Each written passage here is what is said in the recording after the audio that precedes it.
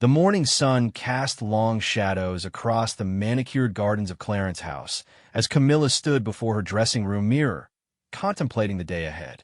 Today was different from the usual royal engagements. Today marked the annual Children's Charity Gala at Buckingham Palace, an event that would draw together members of the royal family, distinguished guests, and media from around the world. Camilla had always approached such occasions with careful consideration, understanding that every choice she made would be scrutinized by the press and public alike. Her relationship with the royal family had evolved significantly over the years, transforming from one of controversy to one of acceptance and respect. Yet she remained acutely aware of the delicate balance she needed to maintain, particularly when it came to her position within the family hierarchy. As she surveyed her jewelry collection, her eyes fell upon a particular piece that had been quietly added to her personal effects several months earlier. It was an exquisite sapphire and diamond necklace, its deep blue stones catching the morning light in the most extraordinary way. The piece was elegant yet substantial, clearly of exceptional quality and historical significance. The necklace had an interesting history within the royal family. It had been a wedding gift to Diana, Princess of Wales, from a Middle Eastern dignitary during the early years of her marriage to Charles. After Diana's death, the piece had eventually found its way to Catherine, the Princess of Wales, who had worn it on several notable occasions, including state dinners and important royal functions. The media had often commented on how beautifully the sapphires complemented Catherine's dark hair and fair complexion. However, the necklace had recently been redistributed among the royal jewelry collection as part of a broader reorganization of family heirlooms. The queen consort now had access to many pieces that had previously been designated for other family members, reflecting her elevated status within the monarchy. This redistribution had been handled quietly and diplomatically, but it represented a significant shift in the traditional hierarchy of royal jewelry allocation. Camilla lifted the necklace from its velvet-lined case, feeling its substantial weight in her hands. The craftsmanship was extraordinary, with each sapphire perfectly matched and set in an intricate pattern of diamonds that created an almost celestial effect. She understood the significance of choosing this particular piece for today's event. It would make a statement, one that could be interpreted in multiple ways depending on the observer's perspective. The decision to wear the necklace was not made lightly. Camilla was well aware that royal jewelry choices were closely monitored by royal watchers, fashion experts, and the general public. Every piece told a story, and the choice to wear something that had been so closely associated with Catherine would certainly generate discussion. However, Camilla also understood that as queen consort, she had the right and indeed the responsibility to represent the monarchy with appropriate grandeur and dignity. She fastened the necklace carefully, adjusting it so that it sat perfectly against the neckline of her elegant navy blue dress.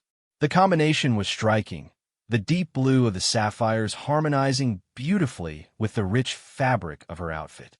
She turned to examine her reflection from different angles, satisfied that the overall effect was both regal and sophisticated.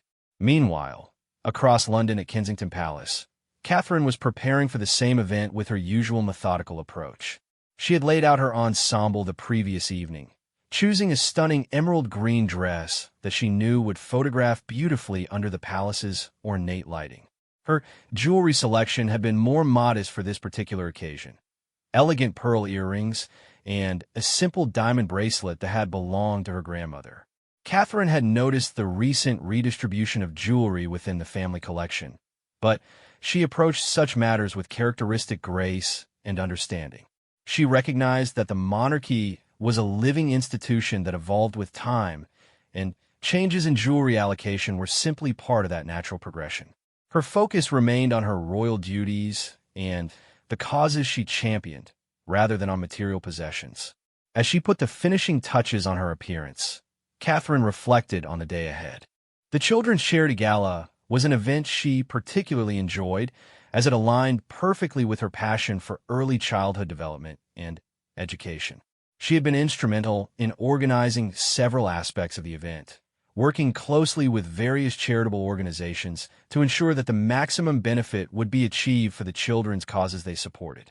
Back at Clarence House, Charles was reviewing his speech notes for the evening while his valet assisted with his formal attire.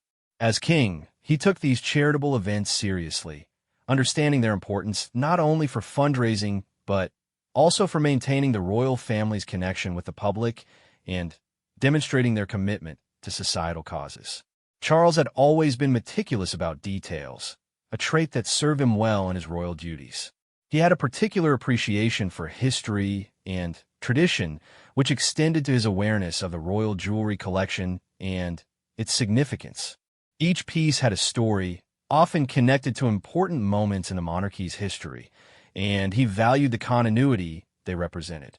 The relationship between Charles and Camilla had weathered many storms over the years, ultimately emerging stronger and more stable. Their partnership had evolved into one of mutual respect and genuine affection, with Camilla proving herself to be a dedicated and effective royal consort. Charles valued her judgment and appreciated her growing confidence in her royal role. As the afternoon progressed, the palace staff made final preparations for the evening's gala. The ballroom was transformed into an elegant venue worthy of the occasion, with floral arrangements that complemented the room's historic grandeur.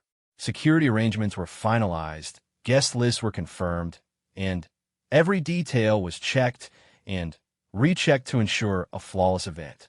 The guest list for the evening included not only members of the royal family, but also prominent figures from the charitable sector, business leaders who supported children's causes, and representatives from various organizations that would benefit from the fundraising efforts. The media presence would be significant, with photographers and journalists covering the event for both domestic and international audiences. As evening approached, Camilla made her final preparations. She had chosen a simple yet elegant clutch purse and matching shoes that complemented her overall ensemble. Her hair had been styled in her characteristic sophisticated manner, and her makeup was applied with the subtle precision appropriate for a formal royal engagement. Standing once more before the mirror, Camilla took a final look at her reflection. The sapphire necklace was undeniably magnificent, creating exactly the kind of regal impression she had hoped to achieve. She understood that her choice would likely generate commentary, but she felt confident in her decision. As queen consort, she had both the privilege and the responsibility to represent the monarchy with appropriate splendor. The journey to Buckingham Palace was made in the official car, with police escort ensuring safe and timely arrival. As they approached the palace gates, Camilla could see the gathering crowd of photographers and royal watchers who had assembled to catch glimpses of the arriving guests. The familiar sight of camera flashes and the sound of photographers calling out to attract attention had become routine aspects of royal life. Charles sat beside her, resplendent in his formal evening wear, reviewing some last-minute details about the evening's program. Their conversation was easy and comfortable, reflecting the settled nature of their relationship. They discussed the charitable organizations that would benefit from the evening's fundraising and the various dignitaries they would be meeting during the reception. As their car swept through the palace gates and approached the main entrance, both Charles and Camilla prepared themselves for the evening ahead. The red carpet had been rolled out, lined with photographers and camera crews ready to capture every moment of their arrival. The familiar routine of royal arrivals began. Car doors opened by perfectly uniformed staff, the careful emergence from the vehicle ensuring dignity and elegance, and the brief pause for photographs before proceeding into the palace. Camilla emerged from the car with practiced grace, her navy blue dress flowing elegantly as she moved. The sapphire necklace caught the light from the photographer's flashes, creating brilliant sparkles that would undoubtedly feature prominently in the next day's newspapers and online coverage. She smiled warmly at the assembled crowd, acknowledging their presence with the kind of genuine warmth that had become her trademark as queen consort. Charles joined her on the red carpet, and together they posed briefly for the official photographs that would mark their arrival at this important charitable event. The experienced royal couple moved with synchronized precision, understanding instinctively how to present themselves for maximum positive impact while maintaining the dignity appropriate to their positions. As they proceeded into the palace, neither could have anticipated the sequence of events that would unfold once they entered the glittering ballroom where their family and guests awaited their arrival. The evening had begun with all the ceremony and grandeur expected of such an occasion, but it would soon take on an entirely different character that none of them could have predicted. The grand ballroom of Buckingham Palace was a vision of elegance and refinement. Crystal chandeliers cast warm light across the polished marble floors, while elaborate floral arrangements added touches of color to the historic setting. The room buzzed with conversation as distinguished guests mingled, champagne glasses in hand, awaiting the arrival of the senior members of the royal family. Catherine and William had arrived earlier, making their entrance with characteristic poise and warmth. Catherine looked radiant in her emerald green dress, greeting guests with the genuine interest and engagement that had made her such a popular member of the royal family. Her choice to wear more understated jewelry for the evening reflected her natural elegance and understanding of appropriate occasion dressing.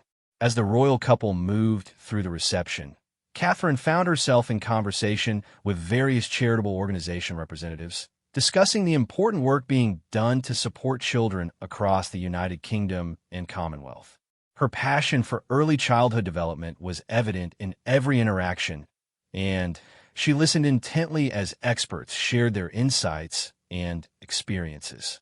William stood nearby, engaged in his own conversations with business leaders and philanthropists who had committed significant resources to children's charities.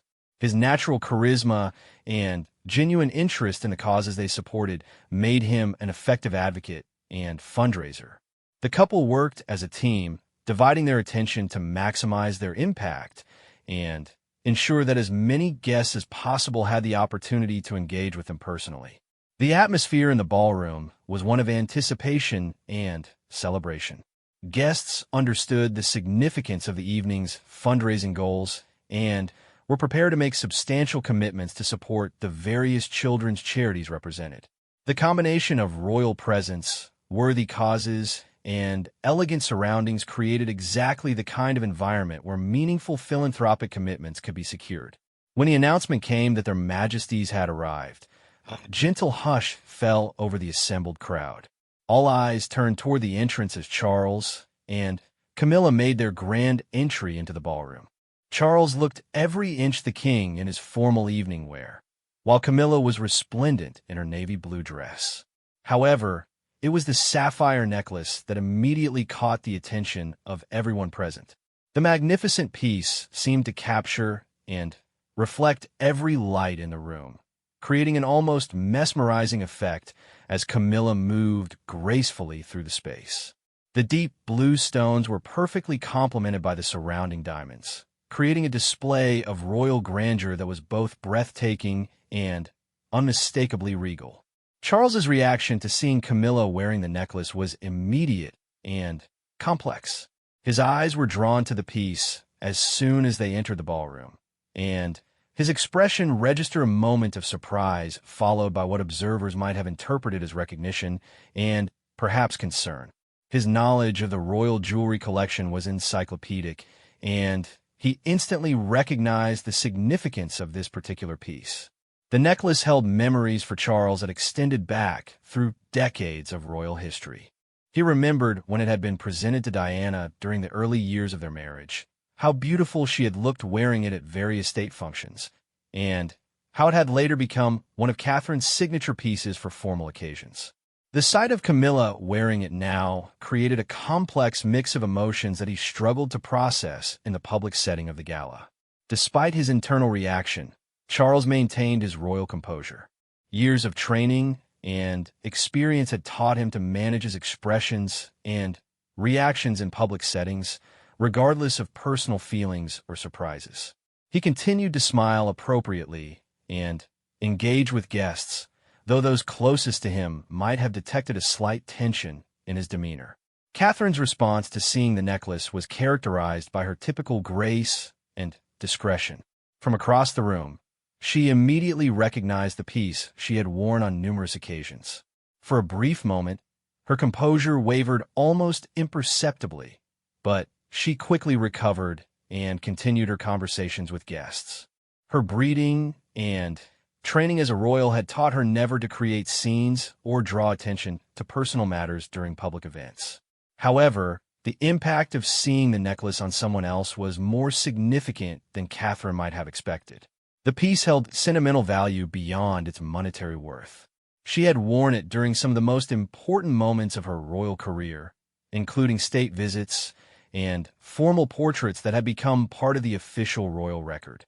Seeing it adorning Camilla created an unexpected emotional response that she worked carefully to conceal. The experienced royal watchers and members of the press who were present at the event immediately noticed the jewelry choice and its potential significance. Whispered conversations began to circulate among journalists and photographers, with many quickly messaging their editors about this unexpected development. The story of the necklace transfer would undoubtedly become a major talking point in the days following the gala. As the evening progressed, the family members found themselves navigating the social dynamics created by this unexpected situation. Charles found himself positioned between his wife and his daughter-in-law, both of whom he cared about deeply, but who were now connected by an unspoken tension that threatened to overshadow the evening's charitable purposes. The formal dinner portion of the evening proceeded according to protocol, with carefully planned seating arrangements that reflected royal hierarchy and diplomatic considerations. Charles delivered his planned speech about the importance of supporting children's charities, his words carrying the weight and authority of his position as monarch. However, those who knew him well might have detected a slight distraction in his delivery, as if part of his attention was focused elsewhere. Camilla handled herself with remarkable poise throughout the dinner service. She engaged warmly with the guests seated near her, discussing the various charitable initiatives being supported by the evening's fundraising efforts. Her natural warmth and increasing confidence in her role as queen consort were evident in every interaction. If she was aware of the undercurrents her jewelry choice had created, she gave no outward indication. Catherine maintained her characteristic elegance and grace throughout the formal dinner, participating fully in conversations about children's welfare and education initiatives. Her genuine passion for these causes shone through in her interactions, and she successfully kept the focus on the charitable purposes of the evening rather than on any personal considerations. The auction portion of the evening proved to be particularly successful, with generous bids from attendees who were moved by the presentations from various charitable organizations. The combination of worthy causes, royal presence, and social pressure created an atmosphere where significant commitments were made. Art pieces, luxury experiences, and exclusive opportunities were sold to the highest bidders, with all proceeds directed to children's charities. Throughout the auction, the members of the royal family continued to navigate the complex dynamics that had been created by the evening's unexpected jewelry revelation. Charles found himself stealing occasional glances at both his wife and daughter-in-law, trying to gauge their emotional states and determine whether any intervention might be necessary to preserve family harmony. The professional photographers covering the event were particularly focused on capturing images of the royal family together, understanding that the jewelry story would likely dominate coverage of the gala. Every angle and expression was documented, creating a visual record that would be analyzed extensively in the media coverage that would follow. As the formal portion of the evening drew to a close, guests began to transition to more informal conversation groupings. This provided opportunities for more personal interactions among the royal family members, though the public setting still required careful management of any private discussions that might be necessary.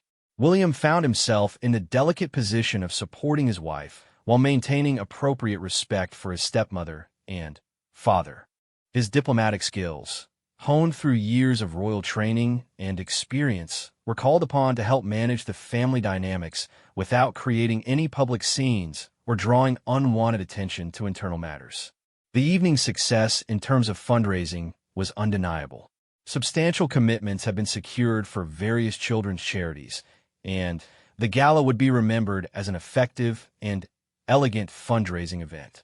However, the personal dynamics created by the jewelry situation added an unexpected layer of complexity that would need to be addressed in the privacy of family discussions. As guests began to make their departures, expressing gratitude for a wonderful evening and congratulating the royal family on the success of the fundraising efforts, the immediate family members prepared for what would undoubtedly be some challenging private conversations. The public portion of the evening had been successfully managed, but the personal implications of the evening's events were far from resolved. The ride back to their respective residences would provide the first opportunities for private reflection and discussion among the family members.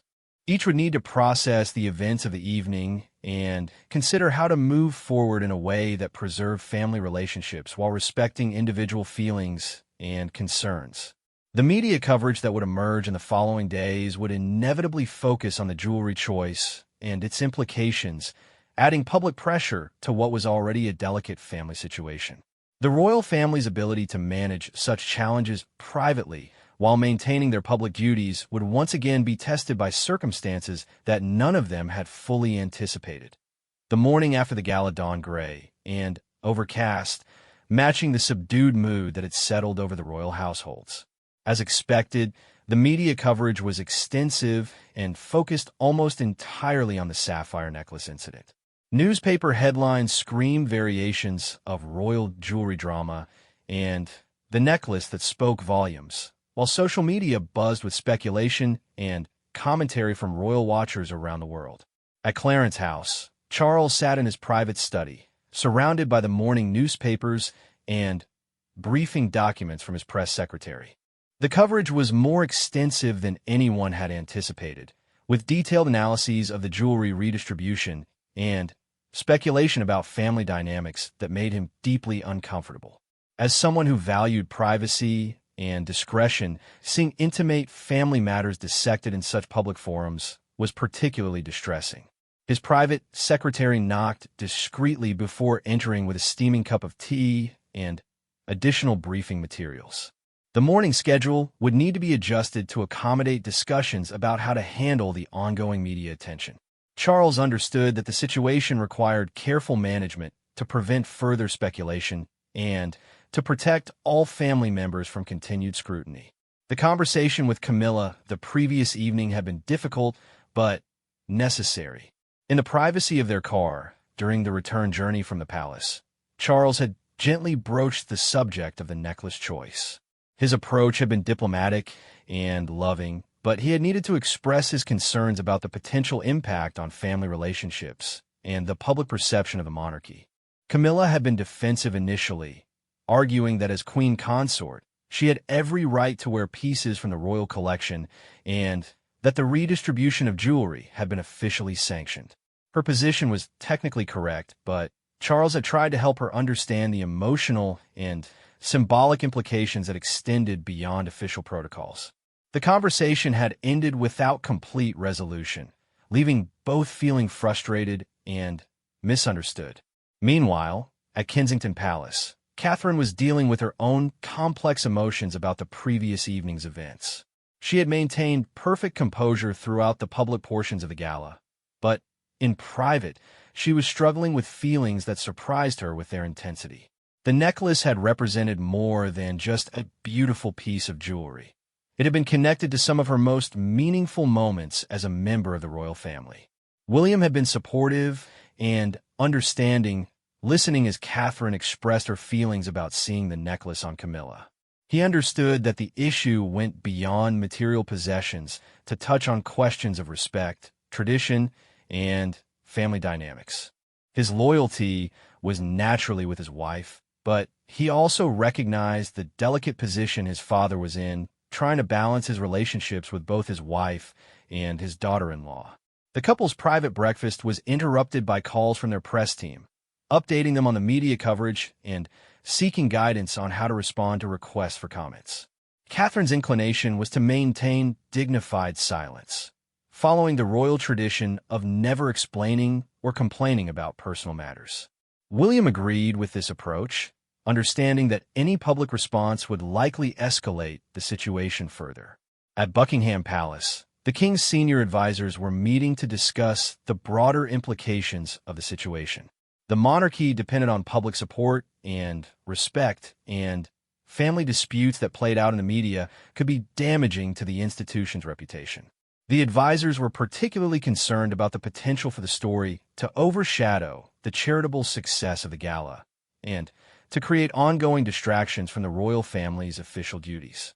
The palace press office was fielding numerous requests for statements and clarifications about the jewelry redistribution policy and the family's response to the media coverage.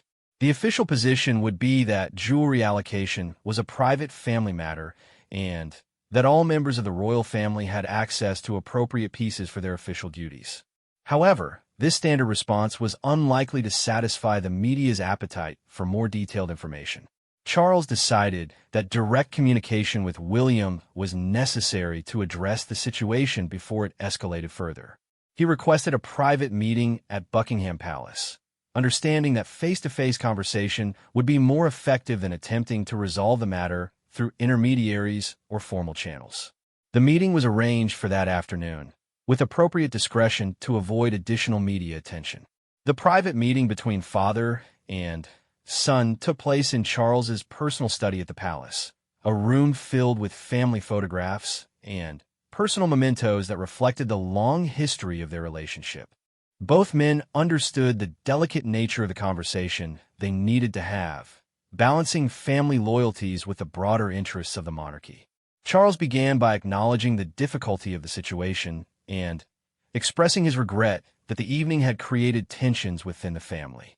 He emphasized his love and respect for both Catherine and Camilla, and his desire to find a resolution that honored everyone's feelings while maintaining family unity.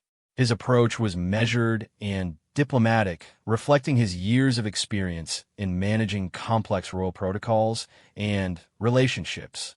William appreciated his father's direct approach, but was clear about Catherine's feelings regarding the incident.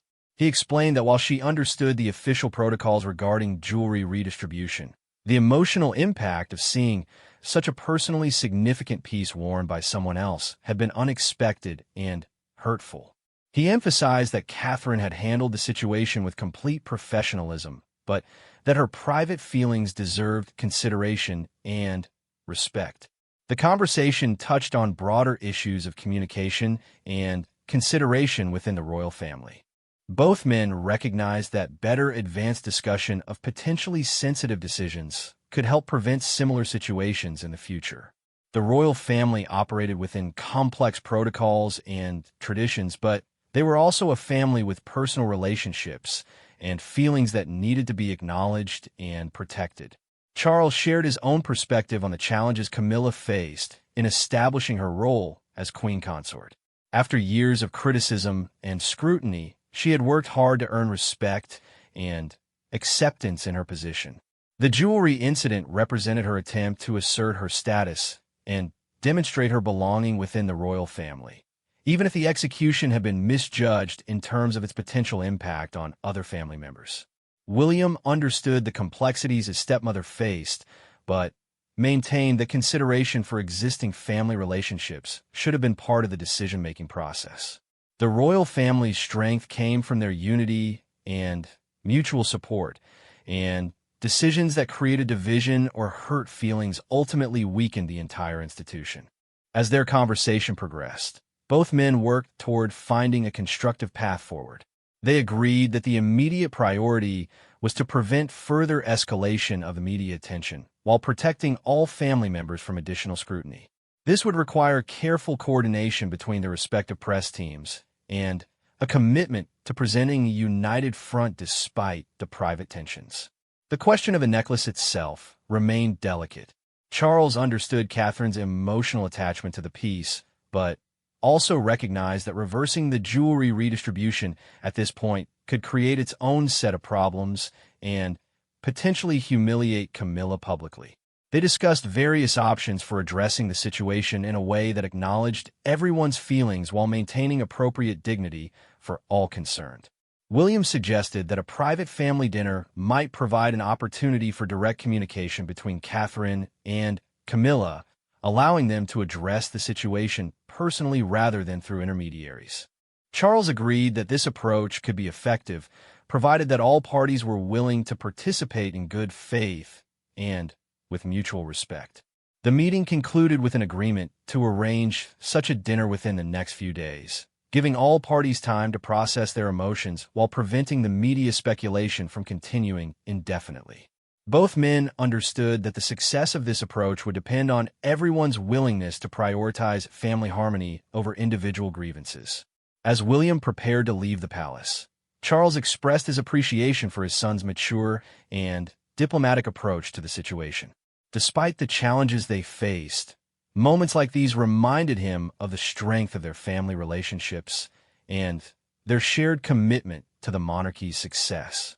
The conversation had not resolved all issues, but it had established a framework for moving forward constructively. The remainder of the day was spent in careful communication with press teams and senior advisors, ensuring that all royal households were coordinated in their approach to handling ongoing media inquiries. The goal was to minimize further speculation while allowing time for the private family discussions that would be necessary to achieve genuine resolution. That evening, each member of the family reflected privately on the events of the past 24 hours. The gala had been a success in its primary charitable purposes, but it had also revealed underlying tensions and communication challenges that would need to be addressed. The strength of the monarchy lay not in avoiding such challenges, but in handling them with wisdom, maturity, and mutual respect. The proposed family dinner would be a crucial test of their ability to navigate personal differences while maintaining the unity and dignity that their public roles required. Success would demonstrate the royal family's resilience and commitment to each other, while failure could create lasting divisions that would be difficult to repair and potentially damaging to the monarchy's public standing. 3 days after the gala, a private family dinner was arranged at Windsor Castle, away from the prying eyes of London media and in a more intimate setting of the royal family's private apartments. The choice of location was deliberate. Windsor represented the heart of the monarchy's history and traditions, a place where family matters could be discussed with appropriate gravity while surrounded by reminders of their shared heritage and responsibilities. The dinner was organized as a small, informal gathering with just the 4 principals involved: Charles, Camilla, William, and Catherine. The children were deliberately excluded to allow for frank adult conversation without the complications that their presence might create. The meal was served in one of the smaller private dining rooms, creating an atmosphere that was elegant yet intimate enough to facilitate honest communication. Catherine arrived at Windsor feeling nervous but determined to handle the situation with the grace and maturity that had characterized her approach to royal life. She had spent considerable time preparing for this conversation, thinking through her feelings and objectives. Her primary goal was not confrontation, but rather the establishment of mutual understanding and respect that would prevent similar situations in the future. She wore a simple but elegant dress in soft blue, choosing understated jewelry that made no particular statement other than good taste and appropriateness. Her approach to the evening was strategic. She wanted to appear neither confrontational nor victimized, but rather as a reasonable person seeking constructive dialogue about family relationships and considerations. Camilla approached the dinner with her own complex mix of emotions. The past few days had given her time to reflect on the situation and to consider perspectives beyond her own immediate feelings. She had come to understand that her choice to wear the necklace, while technically within her rights, had been insensitive to the relationships and history involved. However, she also felt defensive about criticism of her position as queen consort and her right to access the royal collection. Her preparation for the evening had included extensive discussions with Charles about the best approach to take. They had agreed that acknowledging the impact of her decision while maintaining her dignity and position would be the most constructive path forward. She wore a sophisticated burgundy dress with minimal jewelry, choosing pieces that were clearly her own rather than from the disputed collection.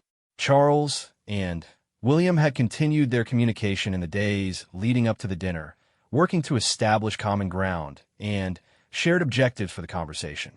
Both recognized that the success of the evening would depend on their ability to facilitate productive dialogue between their wives while managing their own complex loyalties and emotions. The dinner began with carefully neutral conversation about recent engagements and upcoming charitable commitments.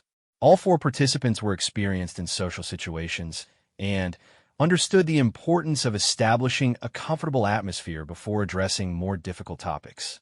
The conversation flowed naturally through various subjects, allowing tensions to ease gradually. As the main course was served, Charles gently introduced the subject that had brought them together. His approach was characteristically diplomatic, acknowledging that recent events had created some family tensions that deserved thoughtful discussion. He emphasized the importance of family unity and mutual consideration while recognizing that different perspectives on the situation were natural and valid. Catherine was the first to address the jewelry incident directly, speaking with quiet dignity about her feelings regarding the necklace. She explained that her reaction had not been about ownership or materialism, but rather about the emotional significance the piece held and her surprise at seeing it worn without advanced discussion or consideration of its history. Her tone was measured and non-accusatory, focusing on feelings rather than blame. Camilla listened carefully to Catherine's explanation, beginning to understand the emotional dimensions of the situation that she had not fully considered. Her response was thoughtful and showed genuine recognition of the impact her decision had created. She acknowledged that she had not fully considered the personal significance the necklace held for Catherine and expressed regret for the hurt feelings that had resulted. The conversation that followed was delicate but productive, with both women working to understand each other's perspectives and find common ground. Catherine explained her attachment to pieces that had been part of significant moments in her royal journey, while Camilla shared her own challenges in establishing her position and identity as queen consort after years of criticism and scrutiny. William and Charles played important supporting roles, helping to facilitate understanding while being careful not to take sides or escalate tensions. Their presence provided emotional support for their respective wives, while also serving as witnesses to the commitments and understandings that were being reached. As the evening progressed, a framework for better communication and consideration began to emerge. All four participants agreed that advanced discussion of potentially sensitive decisions would help prevent similar situations in the future.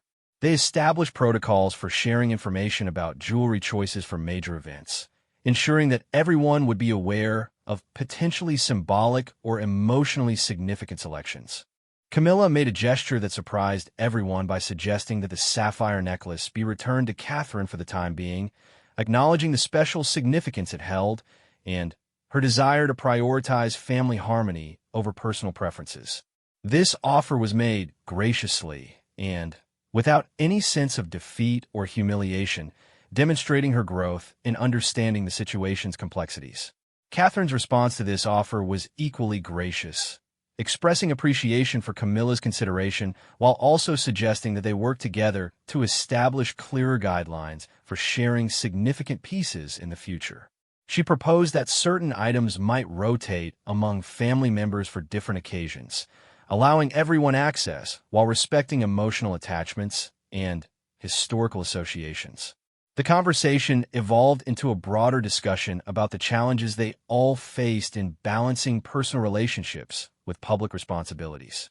Each family member shared insights about the pressures they experienced and the ways they tried to maintain authenticity while fulfilling their royal duties.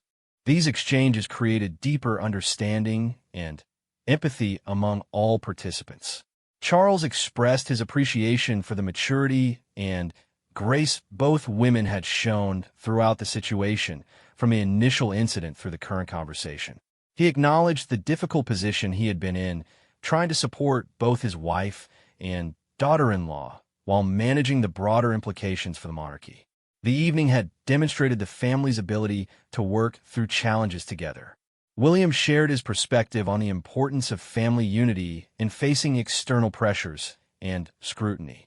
He emphasized that their strength came from supporting each other through difficulties rather than allowing outside forces to create divisions among them. The royal family's public effectiveness depended on their private solidarity and mutual respect. As dinner concluded, all four participants felt that significant progress had been made in addressing the tensions that had emerged from the gala incident. They had not only resolved the immediate jewelry issue, but had also established better communication protocols and deepened their understanding of each other's perspectives and challenges. The evening ended with commitments to continue these kinds of honest family discussions on a regular basis, preventing small issues from escalating into larger problems. They agreed that their shared commitment to the monarchy's success required ongoing attention to family relationships and mutual support. In the weeks that followed, the positive effects of the dinner conversation became evident in the family's interactions and public appearances. Media attention on the jewelry incident gradually faded as other stories took precedence, helped by the royal family's unified approach to public engagements and their obvious mutual respect and support. Catherine wore the sapphire necklace to the next major state function, but not before coordinating with Camilla about the choice and ensuring that it was worn in a context that honored its significance while respecting the new understandings they had reached. The gesture was noted by royal watchers as evidence of the family's ability to work through challenges constructively. Camilla continued to wear magnificent pieces from the royal collection, but with greater consideration for their history and significance to other family members. Her growing confidence in her role as queen consort was evident in her choices, which demonstrated both appropriate grandeur and thoughtful sensitivity to family dynamics. The incident ultimately strengthened the family's relationships by forcing important conversations about communication, consideration, and mutual respect. What could have become a lasting source of division instead became an opportunity for growth and deeper understanding among all involved. The royal family's handling of this private challenge demonstrated their resilience and commitment to each other, qualities that served them well in their public roles and contributed to the monarchy's continued strength and relevance. The sapphire necklace, once a source of tension, became a symbol of their ability to navigate difficulties with wisdom and grace, preserving both family relationships and institutional dignity.